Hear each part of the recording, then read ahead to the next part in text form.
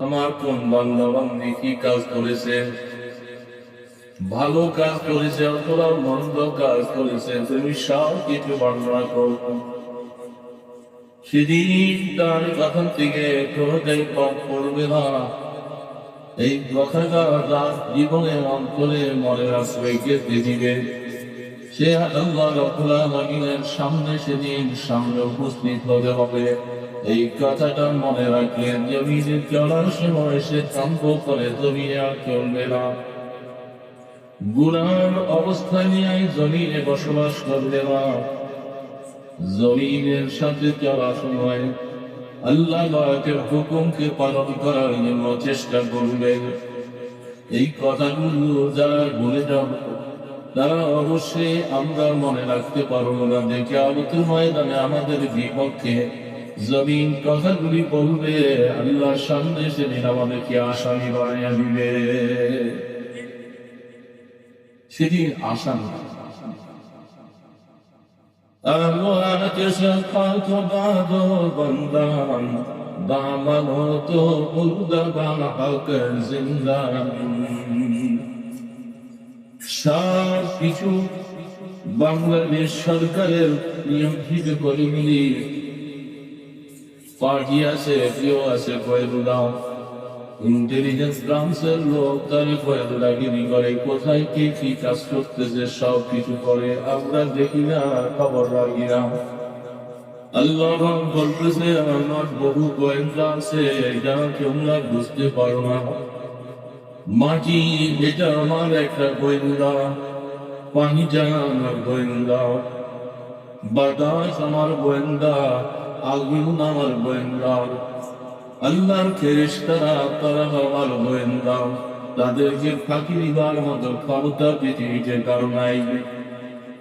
এই জন্যই কবি বলতেছেন আফসোস লাগে, পানিও আল্লাহ পাকের গোলামি করে, আগুনও আল্লাহ পাকের গোলামি করে, মাটিও আল্লাহ পাকের গোলামি করে, বাতাসও আল্লাহ পাকের গোলামি করে। শুধু একমাত্র নাফরমানি করতেছি মানুষ হিসাবে আমরা।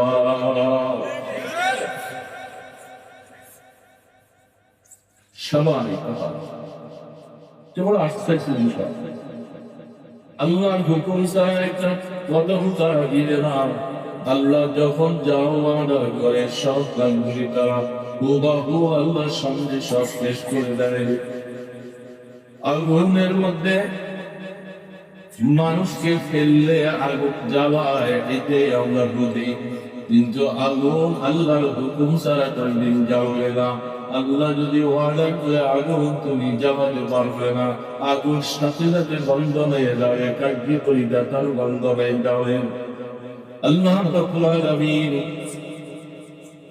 কোরআন শরীফের মধ্যে একটা শব্দ বলেছেন, ওয়াইদাল মাউউদাতু সুইলাত বিআইয়ি যামবিন কুতিলাত। কিয়ামতের ময়দানে যারা জীবন্ত কবর দিয়ে দিয়ে নিজের সন্তানগুলোকে সমাধি করেছিল, এই ধরনের কিছু মানুষ জাহিলিয়াতের যুগে ছিল কি ছিল না? নিজের পরিবার লোকরা সন্তানটাকে সে জীবন্ত কবর দিয়েছিল। বহু ঘটনা পাওয়া যায়।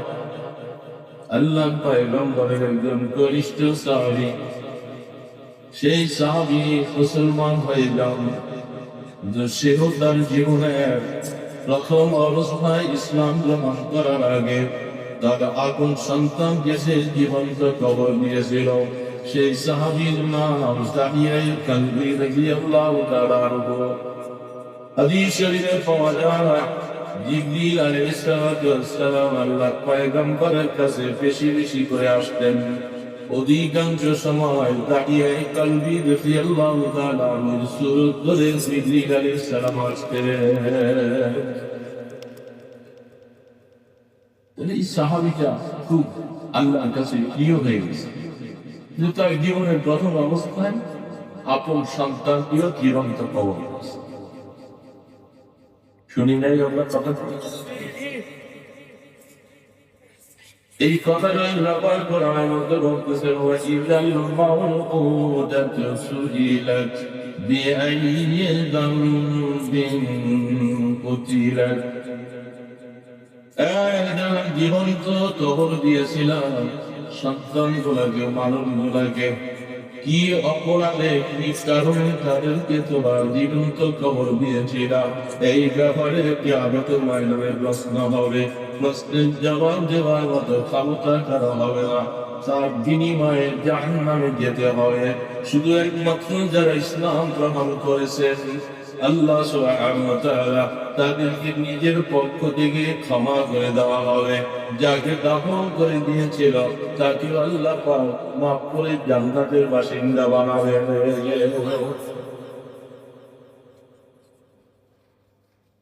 একটা হাদিস শরীফ আল্লাহর রাসূল বয়ান করেন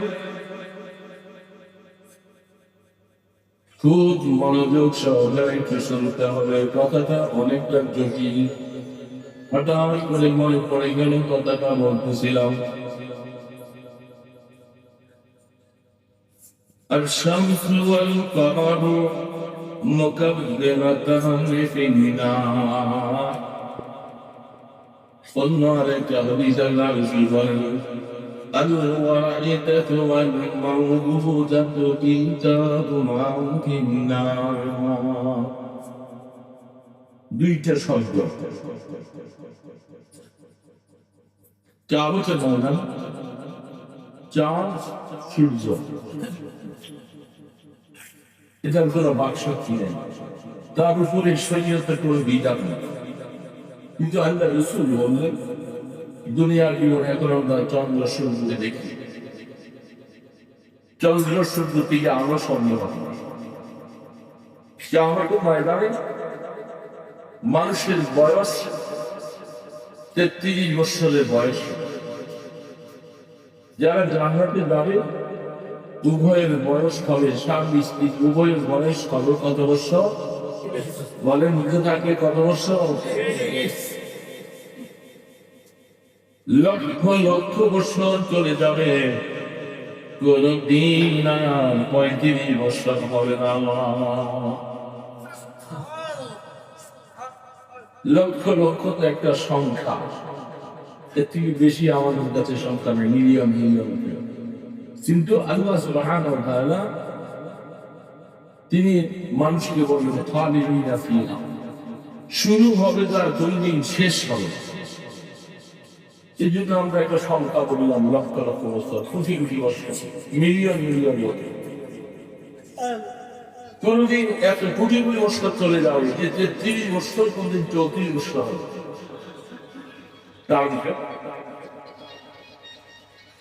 দশটা বলতে পারছে দুনিয়ার জীবনে 33 হবে 34 হবে 35 হবে এইভাবে করে বছরগুলি বাড়তে থাকে মানুষ মৃত্যুর বলে জান্নাত আর জাহান্নামে যখন চলে যাবে তাহলে এই বয়সটা হবে কোনদিন বয়স বাড়বেও না কমবেও না ব্যাপারটা কাটবে কি সেখানে কেমন হায়াত করবে আমরা হিসাব করে দেখেছি বিজ্ঞান বলতেছে মানুষের বয়সের হিসাব যদি চন্দ্র এবং সূর্যের গণনার হিসাবে হয় চন্দ্রের হিসাব এবং সূর্যের হিসাব করে বছরগুলি মানুষের হয় কিয়ামতের ময়দানে আল্লাহ রাব্বুল আলামিন বলে চন্দ্র আর সূর্যকে আমি সেখানে রাখবো না যেদিন চন্দ্র নাই সেদিন সূর্য নাই যেহেতু চন্দ্র এবং সূর্য সম্পর্কে তারা কোথায় যাবে আল্লাহ পয়গম্বরে হাদিস কি বলতেছেন আশ-শামসু ওয়াল কামার মুকাব্বিরাতান ফিন-নার চন্দ্র এবং সূর্য যে এত আলো দিতেছে সূর্যটা এখন আসমানের চতুর্থ আসমান থেকে প্রায় সূর্যের আলো দিতেছে চাঁদ নিচে চন্দ্রটা চতুর্থ আসমানের উপরে সেখান থেকে একটা মুখে এখন তাপ দিতেছে কিয়ামতের ময়দানে বহু ওয়াজ করেছি আমরা 12 মুখে এইভাবে তাপ দিলে জমিনটা তামায় পরিণত হয়ে যাবে সূর্যটা মানুষের মাথা থেকে 1 মাইল দূরে থাকবে এইভাবে যখন তার দেওয়াগুলি সব শেষ হয়ে যাবে, হিসাব নিকাশ শেষ হয়ে যাবে, ময়দানে হাসর কায় খাওয়ার পরে সব শেষ, বিচার সম্পাদনা হয়ে যায়, ওজন হবে, যার তকদীর ভালো সে জান্নাতে যাবে, যার তকদীর খারাপ সে জাহান্নামে যাবে। তারপরে আল্লাহ পাক বলতেছেন, রাসূল জানিয়ে দিলেন, উম্মতেরা কিয়ামতের ময়দানে আল্লাহ পাক সেই দিন চন্দ্র এবং সূর্যটাকে আলোকে রহিত করে, আলো তার থেকে বন্ধ করে দুইটা জিনিসকে জাহান্নামে মেলে দেওয়া হবে।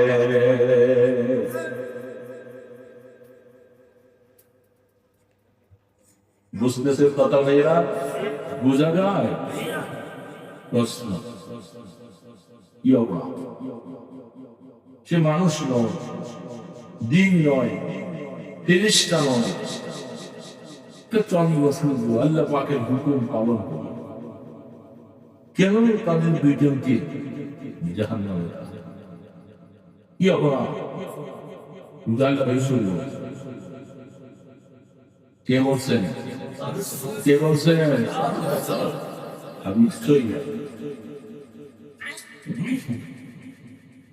এই দুইজনকে জাহান্নামে ফেলা হবে। পাশাপাশি আরেকটি হাদিস আপনাদের সামনে আমি শোনালাম, চোদ্দ হাদিস। আল-মাবউযাতু আল-ওয়াহিদাতু ওয়াল-মাবউযাতু কিলতা ফাতিন্নার। যারা ছোট বাচ্চাগুলোকে, মেয়েগুলোকে জীবন্ত কবর দিয়েছে, জীবন্ত যাকে কবর দিয়েছে তার কি কোনো অবয়ব ছিল? আওয়াজ দেওয়ার কোনো অপরাধ ছিল? যে তাকে জীবন্ত কবর দিয়েছে অপরাধ হলো সাফাত, অপরাধী সে। হাদিসের মধ্যে আপনি শুনবো, যে জীবন্ত কবর দিল সে এবং যাকে জীবন্ত কবর দিয়েছে উভয়কে, দুইজনকে সমপরিমাণ অবস্থায় জাহান্নামে ফেলা হবে। প্রশ্ন আসলো? প্রশ্ন আসছে? কি প্রশ্ন? বুঝে আসলে বললেন, তাহলে বুঝে রাখতে দিল। কি প্রশ্ন আসলো?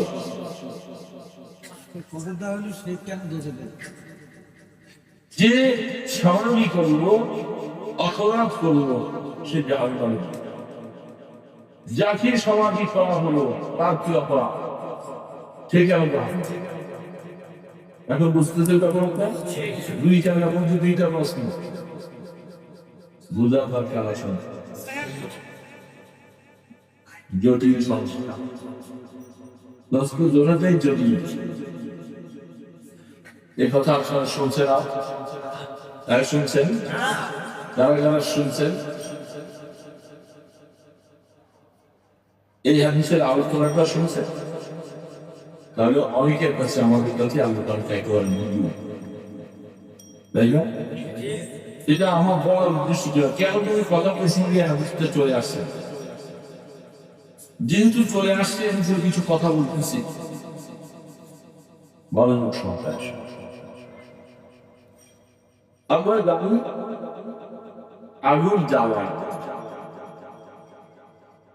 পানি ডুবা, বাতাস সব ভেঙে চুরমার করে, মাটি ভূমিকম্প দিয়ে সব ভেঙে তার মধ্যে ফেলে দেয়, বলে কি করে না?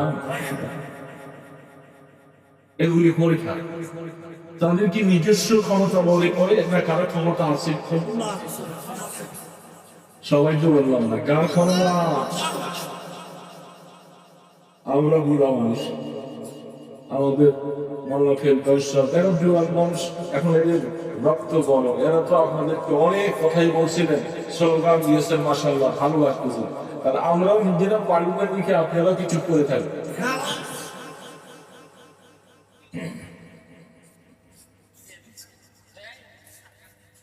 পানি, মাগি, আগুন, বাতাস, তার মধ্যে যে কার্যকরীটা আল্লাহ রাখছেন সেটা তার নিজের স্বকীয়তা না, নিজের কোনো ক্ষমতা নয়। সে পরিচালিত হচ্ছে আমার আল্লাহ পাকের হুকুমে।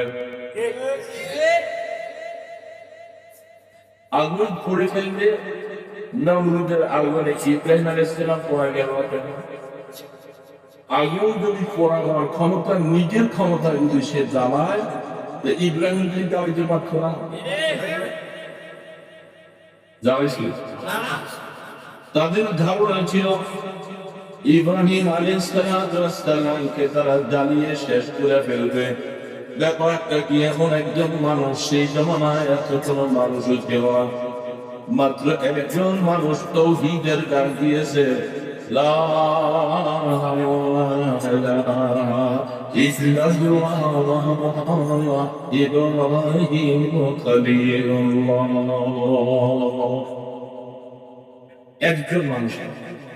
একজন মানুষের ব্যাপারে নমরুদের পুরা বাহিনী সব গুণাকে তার পিছনে লাগিয়ে দিলেন। ব্যাপারটা কি, একজন মানুষকে টেনে আইয়া তরবারি দিয়া টুকরা টুকরা করে দিতে পারে, কেউ বাধা দেবার মতো ক্ষমতা নাই। একজন মানুষকে শাস্তি দেওয়ার জন্য কি সিস্টেম তারা তৈরি করলো, আল্লাহ রাব্বুল আলামিন এটা তাদের মাথার মধ্যে ঢুকেছে। কারণ কিয়ামত পর্যন্ত আনেওয়ালা মানুষকে বুঝাতে হবে, দেখো আগুনের মাধ্যমে আমার ইব্রাহিমকে জ্বালাইতে তারা গিয়েছিল, কিন্তু আগুন তাদের কন্ট্রোলের বাহিরে চলে যায়। আগুন তাদের কথা শোনে না। কেন তাকে আগুনে জ্বালাবে? তাকে তো সামনে নিয়ে আসা আত্মহত্যা তরবারি নিয়ে একটা আঘাত করলে সাথে সাথে যুদ্ধা হয়ে জীবনটা চলে যায়। ঠিক না? করতে পারতো এই মাথাটা তাদের দেওয়া একটা মাথার ভিতরে এটা আসে। তাদের মাথায় আল্লাহ ঢুকে দিয়েছে 6 মাস পর্যন্ত লাকড়ি সংগ্রহ করো। নমরুদ বলেছে, কে আসবে তোমাদের খোদাকে সাহায্য করতে, যে তোমাদের খোদাকে ভেঙে ফেলছে, খোদাকে যারা খারাপ বলে, এই লোকটাকে ক্ষতিগ্রস্ত করার জন্য, তাকে নিষ্পীড়িত করার জন্য খোদাকে সাহায্য করবা। এর মানে হলো লাকড়ি জমা করো, কে কে পারবে, তাতে বোঝা যাবে কত লাকড়ি জমা করেছে তাদের খোদার সাহায্যের জন্য। এটা কি সম্ভব যাবে না? একজন লাকড়ি সংগ্রহ করল, প্রায় 6 মাস পর্যন্ত লাকড়ি সংগ্রহ করেছে। এখন বুঝেন কত লাকড়ি। এই লাকড়িগুলি যারা সংগ্রহ করে খুব মনে করতেছেন আমরা আমাদের কথা সাহায্য করলাম, কারণ এখন আগুন দিয়া লাকড়িগুলাকে জ্বালানো হয়েছে। খুব হালকা করে ধরে তাফসীরের মধ্যে রেখে প্রায় দীর্ঘ 1 থেকে 2 মাস উপর দিয়া আগুনের রেগে আগুন এত উপরে উঠেছে, একটা পাখি তার উপর দিয়া উড়ে যাওয়ার সাহস পায় না। পাখিটার নদীটা জ্বলে যায়। সেই এত বড় আগুনের রেগে হান বানাইয়া ওইখানের মধ্যে ইব্রাহিমকে এইভাবে ফালাবার পিছনে কারণটা কোথায়? একজন মানুষকে হত্যা করতে কি এত কিছু লাগে? কেন এত কিছু লাগে? মুসলমান তোমাদেরকে বোঝাবার জন্য আমার আল্লাহ তাদের মাথায় বুদ্ধিটা ঢুকাইছে, তাকে তোমরা হত্যা করো না। এইভাবে নয়, ইব্রাহিম তোমাদের ক্ষতি করেছে, তাকে আগুন দিয়া বলো, মাথার মধ্যে বুদ্ধি ঢুকাই দিছে। এখন আগুন দিয়া পড়ানো ইব্রাহিমকে এত বড় আগুনের গুণগুলি বানাবার পরে সেইখানে যখন ইব্রাহিম আলাইহিস সালামকে হাত বেঁধে পা বেঁধে পালাবার সময় যখন তৈরি হয়ে যায়, আগুনের কাছে যাওয়া যায় না। এত বড় বিশাল আগুন, এর মধ্যে কেমন করে পালাবে ইব্রাহিমকে? শয়তান মানুষের সুরত করে এসে বুদ্ধি দিয়েছে, তোমরা বুদ্ধি পাও না আগুনের মধ্যে কেমন করে থাকি ফেলবা। আমরা মানুষ, আমরা একটা বুদ্ধি দাও। কি বুদ্ধি? এটা চল খাওয়া, চল। এখন দেখেন না, ওই যে আমাদের যাত্রা বিভিন্ন মেলায় এইভাবে ঘুরে ঘুরে আসে, আসে না নাই? দেখছেন আপনারা? সানকেস কত কিছু না, এরকম ভাবে আরবিতে তাকে বলা হয় জামি, বলা হয় এই জামি তৈরি করা হয়েছে।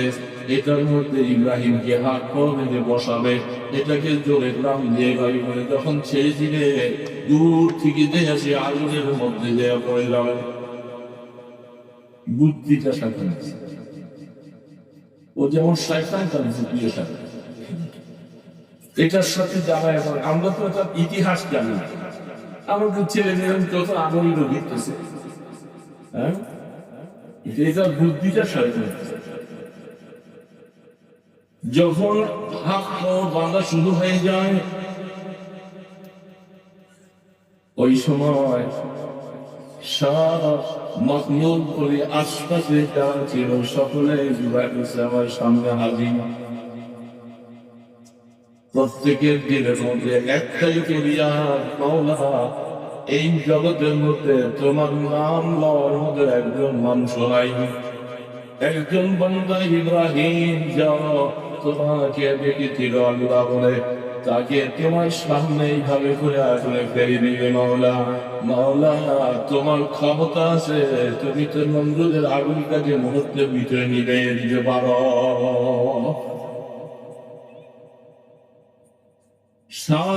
আল্লাহর কাছে ফরিয়াদ করলেন, আল্লাহ পাক এইভাবে করে তাদের কথা কোনো জবাব দেয় নাই। সরাসরি জিবরিল আলাইহিস সালাম জিবরিলের ক্ষমতা কত আল্লাহ কোরআনে বলছে, হাদিসের মধ্যে বলছে আমি জিবরিলকে 600 নূরের পাখা দিয়েছি। একটা পাখা পৃথিবীর পূর্ব প্রান্তে মারলে পশ্চিম প্রান্তে যাইতে একটা সেকেন্ড সময় লাগে না। এত শক্তি আল্লাহ পাক জিবরিলের প্রশংসা করেছেন। আল্লাহু শাদীদুল কুওয়া যু মিররাতিন ফাসতাওয়া ওয়া হুয়া ফিল উফুকিল আ'লা সুম্মা দানা ফাতাদাল্লা ফাকানা কাবা কাওসাইনি আও আদনা। সুবহানাল্লাহ। জিবরিলের প্রশংসা করতেছেন আল্লাহ পাক। কেন? জিবরিলের শক্তির বয়ান কেন আল্লাহ পাক দিতেছেন? জিবরিলের শক্তি শুনে আমাদের কি লাভ? প্রত্যেকটা কথার পিছনে যুক্তি এবং তাফসীরের মধ্যে আল্লাহ পাক বিশাল বিশাল আলোচনা আছে। হাদিসের মধ্যে আছে জিবরাইলের ক্ষমতার কথা আল্লাহ বয়ান করেছেন একমাত্র এই কারণে, যেহেতু মক্কার কুরাইশরা কাফেররা তারা বলছে মুহাম্মাদের কাছে জিবরিল যখন ওহী নিয়ে আসে মাঝখানে শয়তান তার করে ভার হইয়া সাওয়া হইয়া শয়তান তার নিজের কথাগুলি জিবরাইলের কথার সাথে ঢুকাই দিয়েছেন। কত বড় শক্তি যুক্তি দিচ্ছে আল্লাহ পাকের জন্য। জিবরিলের ক্ষমতার কথা বলতেছে কিয়ামত পর্যন্ত মানুষ জিবরিলের কথা তোমরা মনে রাখো। জিবরিল কত বড় পাওয়ারফুল, আল্লাহু শাদীদুল কুওয়া। আপন জিবরিলের এত শক্তি, এত শক্তি, আরে শয়তান কেমন করে আসবে? সারা পৃথিবীর সব জিন্নাতেরা একসাথে মিলে যদি আসে আমার জিবরিলের একটা ফসলের ক্ষতি করতে পারবে না। এত বড় শক্তিশালী ফেরেশতারা আমি ওহী পাঠিয়েছি, ওহীর মাঝখানে শয়তান দিতে ঢুকাবার মতো সাহসই নেই, ক্ষমতা নেই। এবং আপনার জিবরিল কওমে লূত অত্যন্ত নিকৃষ্টতম একটা কাজ সমকামিতা যেটাকে বলা হয় পৃথিবীর মধ্যে এই গুনার কাজ সবচেয়ে প্রথম উৎপত্তি করেছে কওমে লূতেরা। পুরুষে পুরুষে যৌনকে জানে বারণ করে। এখনো পৃথিবীর কোন কোন রাষ্ট্রের মধ্যে আছে যারা সরকারি ভাবে আইন করে নিয়েছে। কত বড় বিচার আর কত বড় নাফরমান। সমকামিতা সম্পর্কে জেনায় যেরকম গুনাহ হবে সমকামিতার জন্য হুবহু তাই গুনাহ এবং হুবহু শাস্তি। আমাদের সমাজেও ফাঁকে ফাঁকে কিছু আছে, আছে না? নাই আছে। গুণাগুলো যারা দুষ্ট যারা এরা এই গুণার মধ্যে জড়িয়ে থাকে। ঠিক কওমে লূতে আকাম করছিল, জিবরিলকে বলছিলেন, জিবরিল তোমার ডানাটা দিয়া কওমে লূতের পুরা বস্তিটাকে একসাথে মিলাইয়া আসমান পর্যন্ত উঠাও, উঠাই এটাকে পাল্টে। জিবরিল আলাইহিস সালাম সামান্য একটু পাখা ব্যবহার করছে, পুরা বস্তি মাটি সহ সবাইকে নিয়ে একসাথে আসমান পর্যন্ত উঠাইছে। জিবরিল আলাইহিস সালাম কোনো পেরেশানি হয় না। কত সত্য, এত বড় শক্তিশালী জিবরিল নমরুদের আগুনের সামনে ইব্রাহিম আলাইহিস সালাম যখন আগুনে ফেলে দিবে সিদ্ধান্ত হয়ে যায়, ওই সময় বলছিল, এ ইব্রাহিম আপনি একটু বললে আমি একটা আঘাত করব, নমরুদের সব প্রশ্ন হয়ে যাবে। এমন যে সময় আগুনে জ্বলে যাবে, জীবনটা শেষ হয়ে যাবে, একটা সেকেন্ড আগেও আমার পয়গম্বর ইব্রাহিম তিনি এই কথা বুঝতে পারে নাই যে আল্লাহ আমাকে এখান থেকে বাঁচাবে। বাঁচার জন্য উনি দরখাস্তি করে নাই, আমি আল্লাহর জন্য শহীদ হয়ে যাবো, এটাই তার ধারণা ছিল। আগুনে জ্বলে যাব, শেষ হয়ে যাবো, আমি আল্লাহ পাকের কাছে চলে যাব, এটাই মনে ছিল। কিন্তু এমন সময় একটু সাহায্য দুনিয়ার মধ্যে কে না চায়। জিবরিলের মতো ফেরেশতা পাইয়া একটু বলতে পারতেন যে অসুবিধা নেই, আপনি একটু সাহায্য করুন, এটা না যায় জন্য না। আমি আপনি অনেক সময় কিছু সাহায্য চাই না। ইব্রাহিম আলাইহিস সালাম তিনি সামান্য সাহায্য চাইলেন, মা এ বাবা আমাদের ধর্মের নামটা ইব্রাহিম দিয়া কেন রাখলেন? মিল্লাতা আবিকুম ইব্রাহিম হুয়া সাম্মাকুমুল মুসলিমিন। সাধারণ ব্যাপার না, ইব্রাহিম আলাইহিস সালামকে নামকরণটা কেন দেওয়া হয়? আমাদের ধর্মের নাম মুসলমান হিসেবে নামকরণ কেন দিল? প্রত্যেকটার পিছনে অনেক লম্বা রকম কথা, আসলে রাত শেষ হয়ে যায়, কথা শেষ হয়ে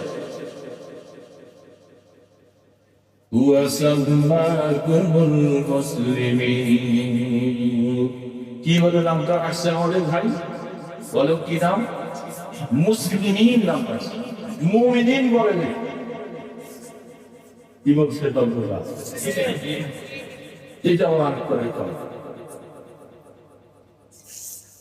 ملة أبيكم إبراهيم هو سماكم المسلمين। الله أكبر।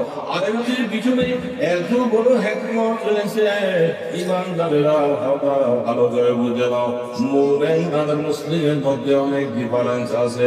ইব্রাহিম আলাইহিস সালাম এই উম্মতকে মুসলিমিন করে নাম দিয়েছে, একেবারে আল্লাহর সামনে, আল্লাহর হুকুমের সামনে সব কিছুকে বিসর্জন দিয়া জীবনটাকে সারেন্ডার করতে পারে, তার নাম হলো মুসলিম।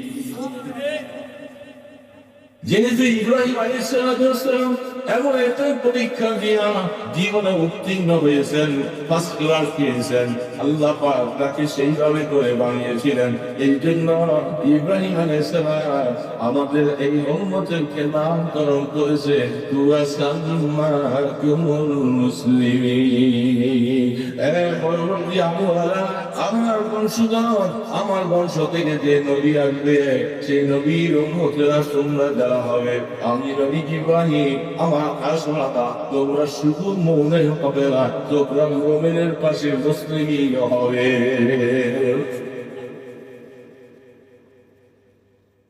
মুমিন মানে কিছু করি কিছু ছেড়ে, এটা মনে হলো। আর মুসলিম কাহিনী, আর মুসলিম গালতার নেহাতান হতা মুসলমানি বুমাল নাদান হাগান আয়নাতে খুদ বদসলে নায়াদান। মুসলমান ওই লোকটাকে বলা হবে, আল্লাহ জগতে বিভিন্ন জায়গায় বলছে, ইয়া আইয়ুহাল্লাযীনা আমানু লা তামুতুন্না ইল্লা ওয়া আনতুম মুসলিমুন। সুবহানাল্লাহ। যতক্ষণ পর্যন্ত মৃত্যুবরণ করো না, যতক্ষণ পর্যন্ত মুসলমান না হও, মুমিন না হও শব্দটা আল্লাহ বলেন না। কারণ মুমিন আর মুসলমানের মধ্যে অনেক ডিফারেন্স আছে। মুসলমান মানে হলো ওই লোকটাকে বলা হবে আল্লাহ জাহুরিয়া হুকুমের সামনে সব ছেড়ে লাগবে বলে নিজের কোন সকিয়তা রায় থাকবে না, যা আদেশ করেছে হুবহু সব পালন করবে, এই জন্য তাকে মুসলমান বলা হয়। আল্লাহ বলছে মুসলমান না হইয়া কবরে আইসো না। ইব্রাহিম আলাইহিস সালাম নামটা রাখছেন ওয়া সাম্মাকুমুল মুসলিমিন, কারণ উনি এরকম পরীক্ষা দিয়েছেন। এই জন্যই ইব্রাহিম আলাইহিস সালাম জিবরিলের কাছে সাহায্য চায় নাই, মানতা আলা জিবরিল, আপনি জিবরিল মিন আইনা জিতা, জিবরিল কোথা থেকে আসছেন আপনি? من ربي أو الرسول يسوع للدعوة আমি নিজে নিজে আসছি। ইব্রাহিম আলাইহিস সালাম সাথে সাথে বলে দিলেন জিবরিল আমার সামনে থেকে সরে যাও, আমাকে এখন আগুনে ফেলে দেওয়া হবে, আমার জীবনটা চলে যাবে।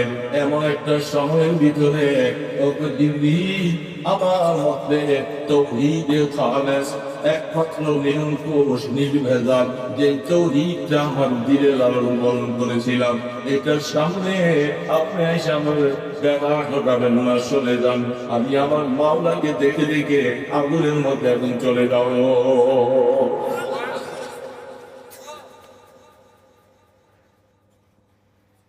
তো আমাদের জানাজ হলমে দাওয়ার মধ্যে ইজার বান্না বেজদ যে হুকুমে দুরে,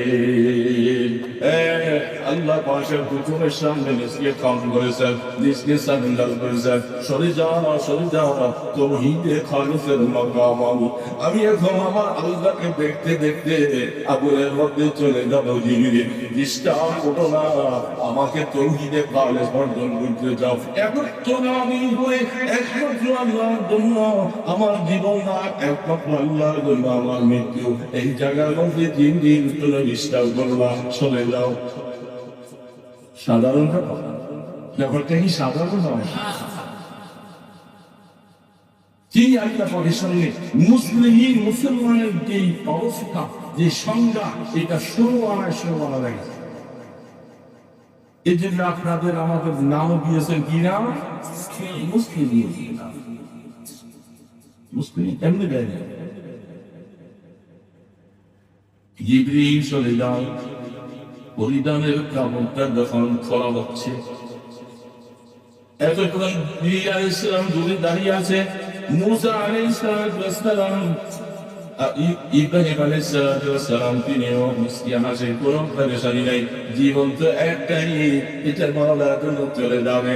মাঝখানে কোনো রকমের কোনো ঝামেলা নাই, কেউ নাই। তাওহীদে খালেস নির্ভেজাল নিরন্তর আমি গোলাম আমার মাওলা, ইবাদত করব মাওলার জন্য।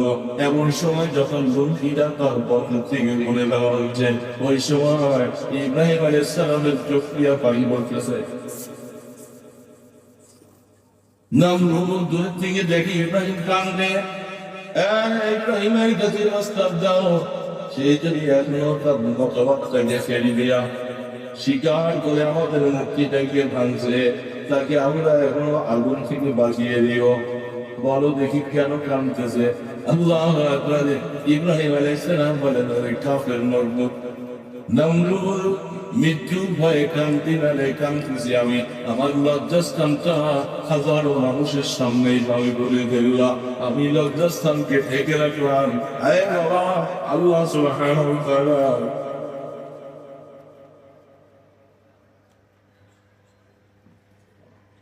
কখন আচ্ছা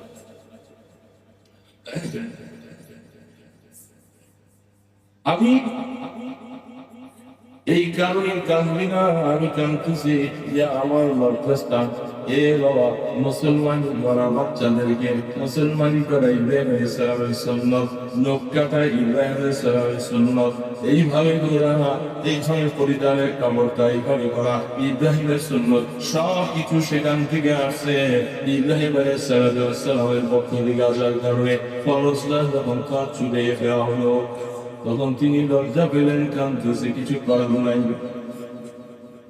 এই কারণে হাদিস শরীফ করে দেখে কিয়ামতের ময়দানে রাসূল পাক সাল্লাল্লাহু আলাইহি ওয়াসাল্লামকে কবর মোবারক থেকে যখন উঠানো হবে, জিবরিল এবং মিকাইল আলাইহিস সালাতু ওয়াসসালাম একটার সাথে আরেকটার কথা এগুলি সমাধান করা যাবে না। মনে রাখবেন, প্রথম প্রশ্নগুলি কিছু বলার জন্য প্রত্যেকটার পিছনে লম্বা কথা আছে, পয়েন্টগুলি শুধু বলে যাচ্ছি। ওই সময় কবর থেকে সর্বপ্রথম পৃথিবীর ইসরাফিল আলাইহিস সালামের সিংহাপুর দেওয়ার আগে আল্লাহ পাক আপনার আমার নবী মুহাম্মদুর রাসূলুল্লাহ সাল্লাল্লাহু আলাইহি ওয়াসাল্লামকে কবর মোবারক থেকে জিবরিলের ডানা দিয়ে বাড়ি দিয়ে কবরটাকে ফাটাইয়া বলা হলো একদম বিসমিল্লাহ ইয়া রাসূলুল্লাহ, আল্লাহর হুকুমে আল্লাহর পয়গম্বর আপনি উঠুন। কাউকে এগুলো উঠানো হয় না। ওই সময় জান্নাত থেকে বোরাক নিয়া, জান্নাতের পোশাক নিয়া বুখারী রিওয়ায়াত আছে, পড়ে দেখুন আল্লাহর পয়গম্বরের সামনে আইসা যখন তাকবীর রাসূল বললেন, ওইটা দেখতে সারা পৃথিবীর মধ্যে কোনো মানুষ নাই, কেউ নাই, একা শুধুমাত্র আল্লাহর হাবিব তিনি একা।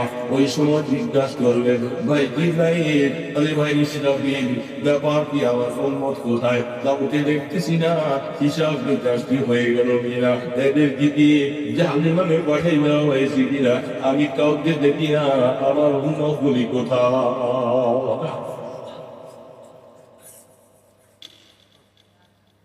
تراعي فرعون يتمكي بصار صلاة طه وياسين بصار আল্লাহ তোমার পয়গম্বর খালা ওই সময় রাসূলকে বোরাকের মধ্যে উনি মাঝখানে অনেক অনেক কথা শুনছেন দিলাম।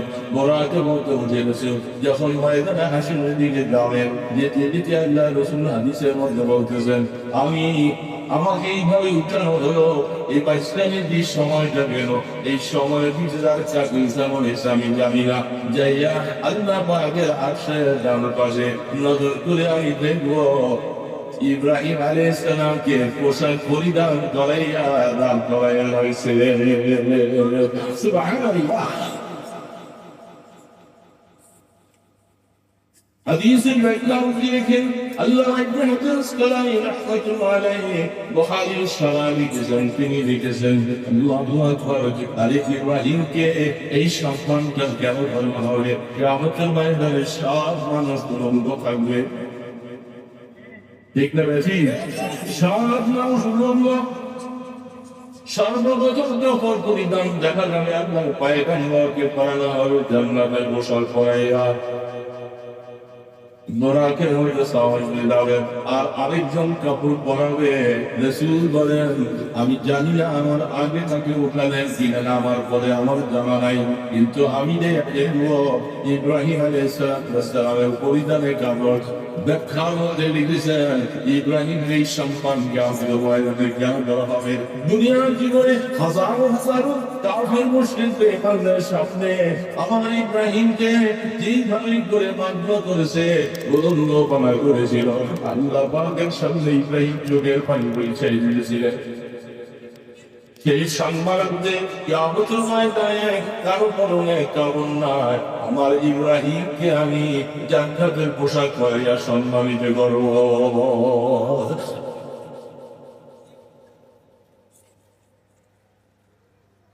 ইব্রাহিম আলাইহিস সালাম এই অবস্থার ভিতরে যখন মিনজামিকে বিক্রি করে তাকে আগুনে ফেলে দেওয়া হচ্ছে, আগুনের মধ্যে যখন ফেলে দেয় আর সাথে সাথে তাদের মনে আনন্দ হাততালি দিয়া দেওয়া, কত স্লোগান দিতেছে, আমাদের দুশমনকে জীবনের জন্য শেষ করলাম, শুধু শেষ নয় তারা দূর থেকে দেখার জন্য উঠতে আছে নকুদের স্বামী কখন করে সেখান থেকে না বলতে লাগবে, আরে ইব্রাহিম কি দশাটা হয় আমরা একটু দেখবো। আল্লাহ পাক সাথে সাথে ওয়াদা করলেন, কুল্লা ইয়া নারু কুনি বারদা ওয়া সালামান আলা ইব্রাহিম। আগুন আবার ইব্রাহিমের যখন ঠান্ডা হয়ে যাও, দ্বিতীয় কথা আল্লাহ পাকের বলতে সামান্য একটু গ্যাপ হয়েছে তাফসীরে কোন মানি লিখতে যখন আল্লাহ পাক বলছে আমার ইব্রাহিমের জন্য ঠান্ডা হয়ে দাও, শুধু নমরুদের আগুন নয়, মুহূর্তের ভিতরে সারা পৃথিবীতে যত আগুন আছে সবগুলি আগুন ঠান্ডা হয়ে যায়। একটা আগুন যখন তারপরে আয়াত তখন আল্লাহ পাক বললেন ওয়াসালামু আলা ইব্রাহিম, শুধু ঠান্ডা হলো না, পাশাপাশি তুমি শান্তিদায়ক হয়ে যাও। এই ওয়াদা আসার পরে আগুন সারা পৃথিবীর আগুন আবার প্রজ্বলিত হয়। ওই মুহূর্তের জন্য সব নিভে যায়। তাহলে পূজা যায় আমার আল্লাহ ওয়াদা করতে দেরি, আগুন তার বেগুনকে বিরুদ্ধে দেরি হয় না। শুধু ওয়াদা আলোচনা ঠান্ডা।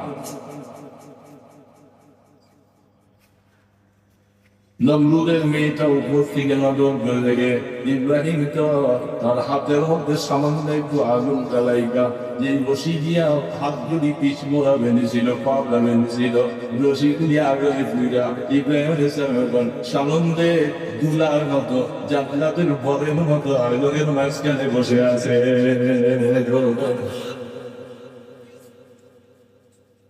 আগুন জ্বালায় কি বলে, আগুন নিজে নিজে জ্বালায়। এই কথাটা মনে রাখতে হবে। আমার ওই প্রথম কথা বলছি, আগুন ঠান্ডা হয়ে গেল না,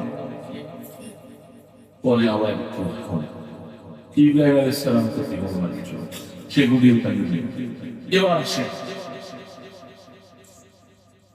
ফেরাউনের সময় আগুন ডুবা হওয়ার জন্য কোরআন সবগুলির জন্য দলিল প্রমাণ পাওয়া যাবে। মুসা আলাইহিস সালাম তো আমি শুধু ভয়েরটা বলতেছি, ঘটনা নয়, বিস্তারিত সংক্ষেপে শুধু ভয়ের বলতেছি। যখন ফিরআউন পানির মধ্যে ডুবে যায়, ওই সময় সামিরী নামক একটা মুনাফিক মুসা আলাইহিস সালামের দলের মধ্যে ছিলেন। মাঝে মধ্যে মুসা আলাইহিস সালামের মুখে বসা লাগাইয়া চেহারা ওইভাবে বানাইয়া পাখি লাগাইয়া মুসা আলাইহিস সালামকে তিরস্কার করত। তার নাম হলো সামি। تنظر المسلسل فالمسلسل فهو جبريل فهو كافر والمسلسل ربه فرعون فهو مرسل سبحان الله। ওই মুসা ফেরাউন নামে বলতো আমাদের নবী পয়গম্বরের নাম মুসা এবং সামিরীর নাম মুসা। যেই মুসা ফেরাউনকে লালন পালন করেছিল, যেই ফেরাউন মুসাকে লালন পালন করেছে, সেই মুসা নবী হলো। আর যেই মুসাকে জিবরিল লালন পালন করেছে, সেই মুসা কাফের হয়ে যায়। তার মানে সামিরী সেও এরকম তার মা বাবা আমার সবাই বাইরে করতে চাবে। কথা তো সব বলা যাবে, অনেক রাত হয়ে আগামীকাল আমার বাবু খাবে ডুবাল।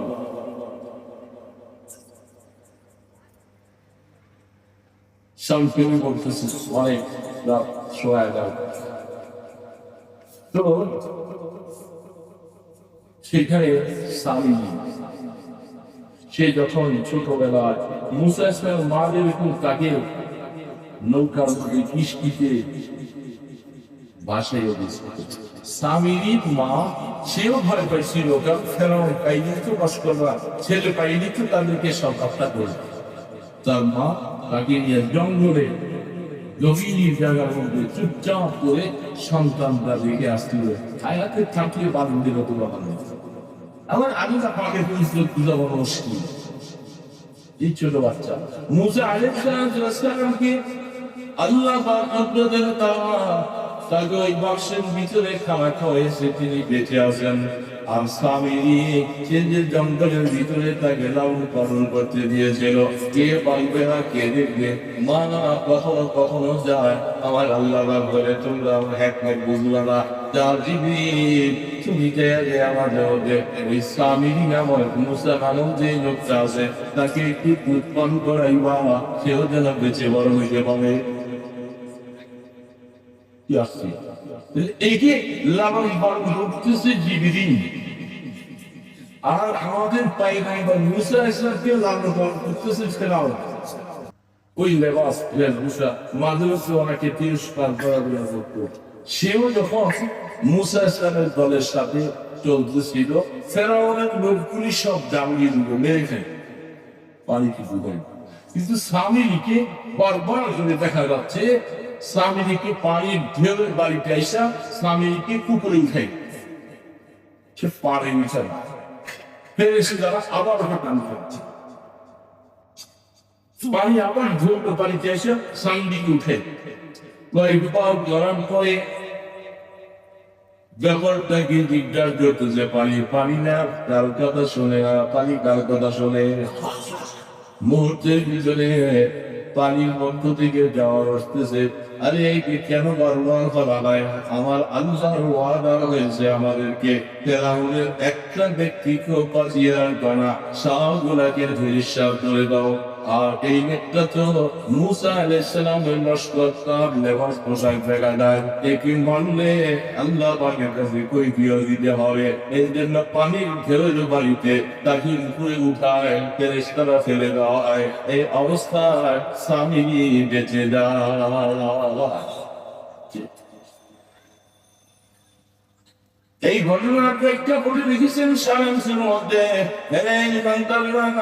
স্বামী মুনাফিক ভেসে আল্লাহর পয়গম্বরকে তিরস্কার করতে যায় এই বিশাল লেবাসটা নিয়েছিল। আসলে সত্যিকার সে মুসাফ বলে ছিল না, কিন্তু তাকেও ওই সময় পানি চিনতে ভুল করেছে, কারণ লেবাস দেখি মনে করেছে মুসাফ স্যারের দলের লোক, তাকে হত্যা করা যাবে না, করলে আল্লাহর কাছে কৈফিয়ত দিতে হবে। এই জন্য তাকে এইভাবে করে ফেলে দিল। নবী মুহাম্মদ রাসূলুল্লাহ সাল্লাল্লাহু আলাইহি ওয়াসাল্লামের ভেড় পোশাক লেবাস যদি জীবনে ধারণ করে দাঁড়িয়ে পারো, এই অবস্থায় মৃত্যুবরণ করার ভয় আশা করা যায়। আর এই কবরে যাওয়ার পরে ফেরেশতারা এই অবস্থা দেখে সম্মানের সাথে এই লোকটার সাথে ভালো ব্যবহার করবে।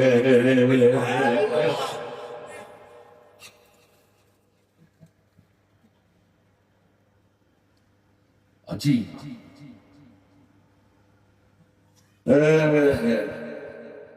এই জন্য বাবাজিরা পানিও হুকুম পালন করে, আয়োজন করে, সবটা দেখার মধ্যে ঘটনা আল্লাহ সুবহানাহু ওয়া তাআলা সব কিছুই করলেন, কাউকে গুলাইয়া ফেললেন।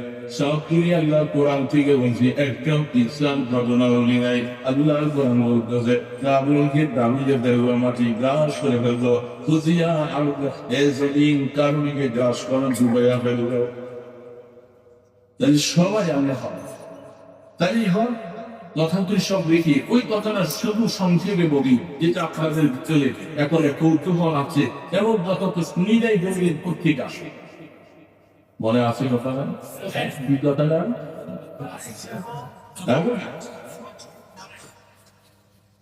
ব্যাখ্যা করলে অনেক সময় লাগবে, বেশি রাখতে হবে।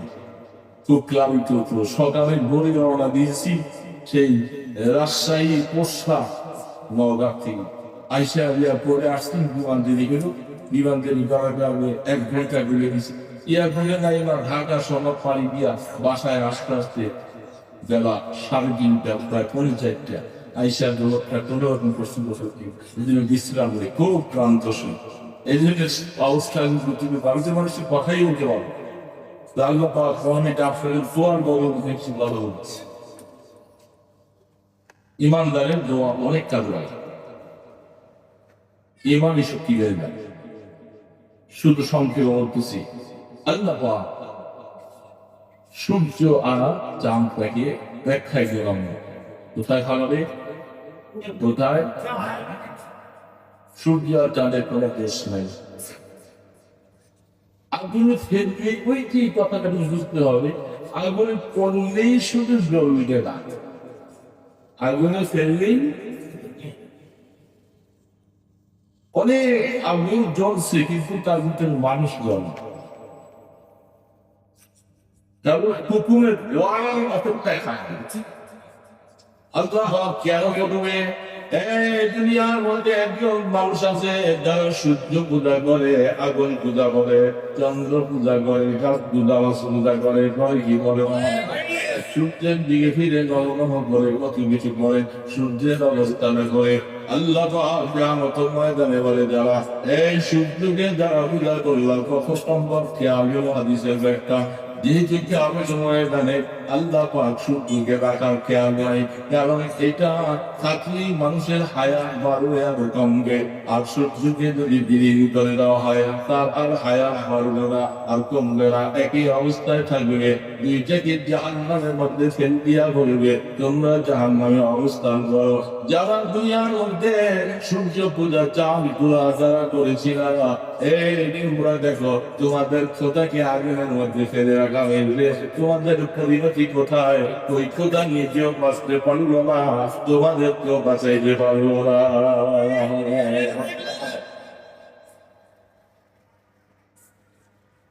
কিন্তু চন্দ্র সূর্যের মধ্যে দেখা গেল সে আগুনে পড়ে আছে, আগুনের কোন স্পর্শ তার সাথে নাই। আর এদের 62 এদের সমস্ত আগুনের সব মোকাবেলা না, তাদের আগুনের সব রহিত করে দেওয়া হবে।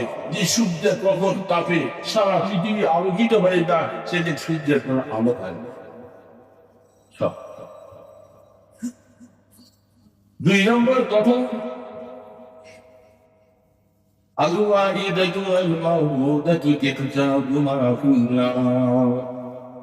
যারা দিগন্ত কবর দিল এবং জাগিয়ে দিল, দোয়া শেষ না করে চলে যাবে, দোয়াটা করে যাবো না।